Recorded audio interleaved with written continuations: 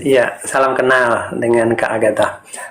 Agatha mau tanya, ketika dari sudut pandang ajaran gereja ortodok ya, ketika melihat ajaran gereja yang lain berarti ada kebenaran bercampur dengan ketidakbenaran. Pertanyaannya, Tidak, apakah tidak keselamatan demikian. Tidak demikian anggapan saya terhadap gereja yang lain. gimana? Gimana? Ya, jadi kamu harus tanya dulu pandangan saya. Gimana pandangan seortodoks tentang gereja lain? Mereka adalah orang-orang Kristen. Mereka adalah murid-murid Yesus. Tapi saya tidak mengatakan adanya ketidakbenaran dan kebenaran, tetapi ketidaktaatan dan ketaatan. Itu. Jadi definisinya salah, asumsi kamu itu salah, kesimpulan kamu itu salah. Gitu ya. Apakah agama Kristen yang lain itu bukan murid Yesus? Oh, tidak. Tentu mereka murid Kristus. Di mata saya mengasihi mereka. Karena mereka itu sama-sama murid Yesus, karena kami bertuhankan Tuhan yang sama. Tapi ada yang tidak taat, ada yang taat. Itu aja yang membedakannya. Silakan. Oke, terima kasih. Maksud saya ketidakbenaran, contoh ketika ajaran yang dikembangkan Martin Luther King tidak memakai kitab Deutero, misalkan begitu ya. Nah, kemudian Mbak Agatha bilang itu ajaran di ortodok Deutero juga digunakan sebagai kitab-kitab yang layak untuk dibaca. Artinya ada kebenaran di dalam Deo. Tetapi mereka menyatakan Deo salah. Ini yang saya anggap salah satu contoh ketidakbenaran ada di dalam mereka. Nah, pertanyaan saya nanti nyambung. Kalau di dalam ketidakbenaran ataupun ketidaktaatan, apakah ada tetap keselamatan di dalam mereka itu? Terima kasih. Ini masuk kepada Matius 7 ayat 21 sampai 23. Ya, saya di sini bertindak bukan sebagai hakim. Itu yang harus Anda tahu, karena hakim itu adalah haknya Tuhan Yesus, bukan saya.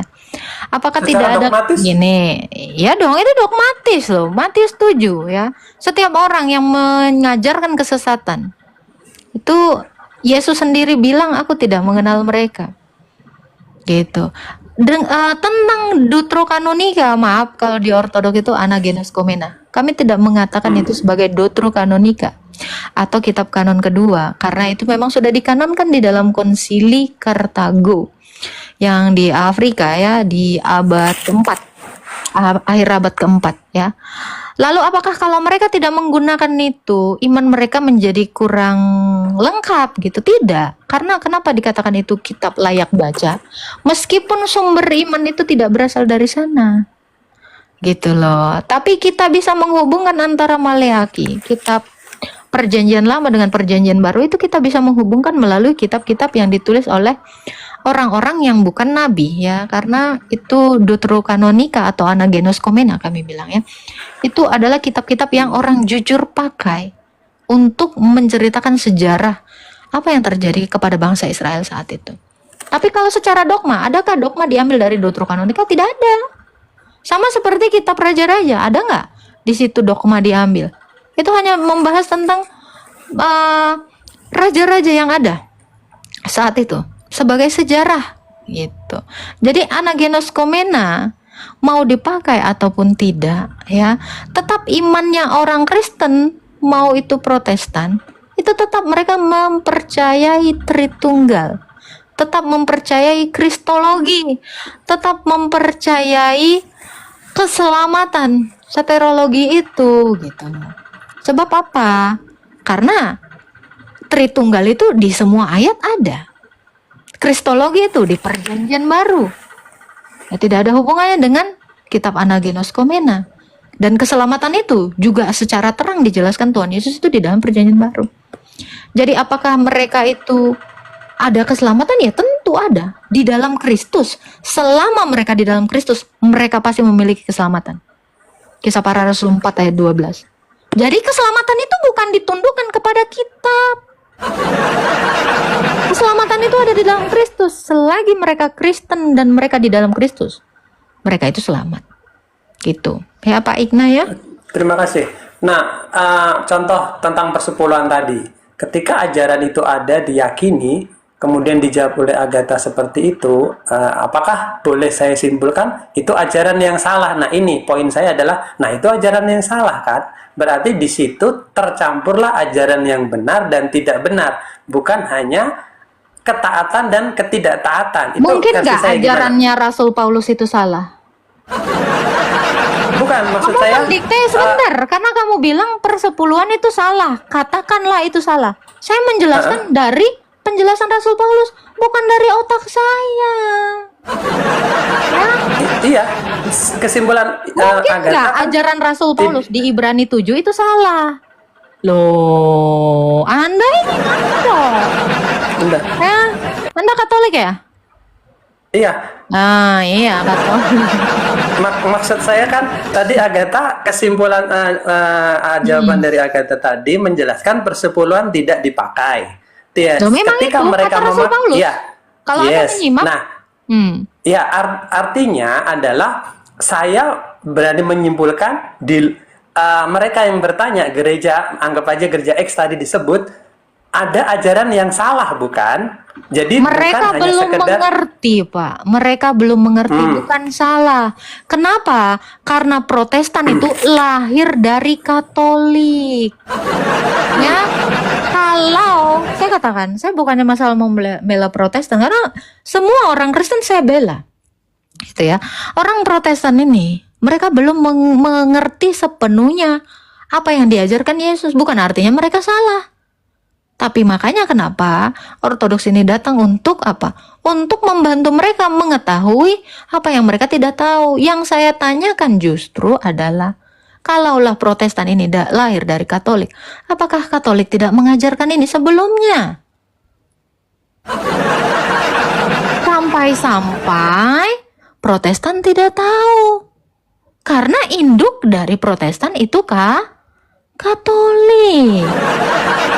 Loh, jangan tanyakan, jangan suruh saya menjudge mereka salah karena mereka tidak tahu. Maka saya kasih tahu. Lah, kalian sebagai gereja induk, karena Protestan ini adalah gereja turunan dari Katolik, apakah kalian tidak mengajarkan ini kepada mereka? Nah, seperti itu Pak Igna ya. Jadi saya tidak mau membicarakan denominasi di sini, saya tutup sampai sini. Semoga Anda memahami.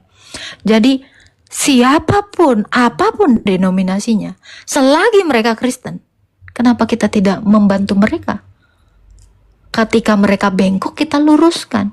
Sebenarnya itulah tugas orang Kristen. Saling mengingatkan, saling menasehatkan, saling menegur di dalam Kristus. Bukan malah menjudge. Bukan malah anatema. Ya, saya katakan, mau kamu dari gereja manapun, selagi kamu mengenal Kristus, bengkok pun kamu, saya akan berusaha luruskan itu. Itulah tugasnya orang Kristen.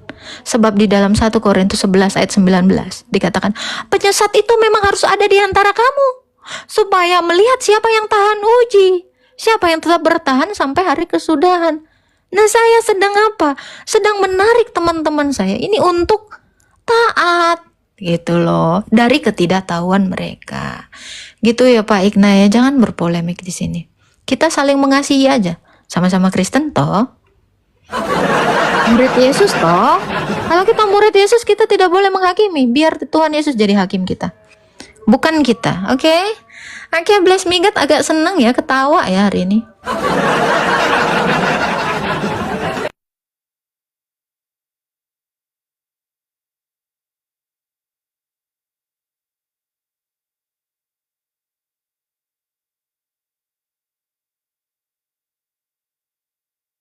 Temennya ada longlongan Haina di sini.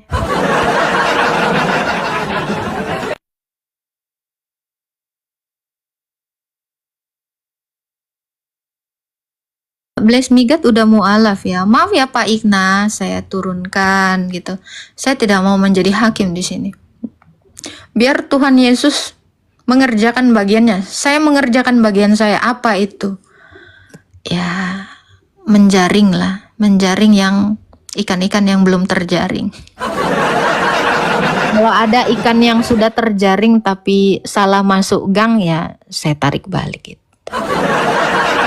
That's right, that's right. Oke, that's right ya. Gue nggak ngerti arti that's right. Cuman ada yang nulis aja, gue ikut-ikutin aja. Nah, ikan Iva kak, biarkan dia merenungi dulu. Apakah Tuhannya bisa berdiri sendiri? Renungkan dulu.